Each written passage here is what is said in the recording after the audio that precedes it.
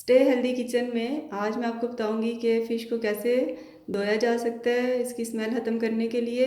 जब हम फ़िश लेके आते हैं तो इसके अंदर से एक अजीब सी फ़िश की अपनी एक स्मेल होती है जो कि बहुत बुरी लगती है। तो उसको ख़त्म करने के लिए जब हम बाज़ार से फ़िश लेके आएँ तो इसके जो ये पीस हैं इस तरह इनके पीसों के ऊपर आप दो हिस्से 2 टेबल स्पून नमक ले लें और 1 टेबल स्पून ले लें अजवाइन और मिक्स कर लें इस तरह।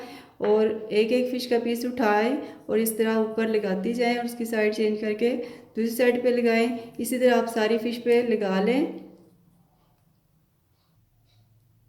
ये देखें मैंने सारी फ़िश के ऊपर इसी तरह अजवाइन और नमक को लगा लिया है। अब हम इसको 2 से 3 घंटे के लिए रखेंगे और उसके बाद फिर अच्छा सा इसको वॉश करेंगे और फिर इसको यूज़ करेंगे जो भी डिश बनानी है। ये नहायत ही आसान सा एक टोटका है जो कि बड़े ही कारआमद है। आप इसे ज़रूर आजमाएं और अपनाएं। हेल्दी रहें, हेल्दी खाएं और स्टे हेल्दी को सब्सक्राइब करें, लाइक करें, शेयर करें। Thank you.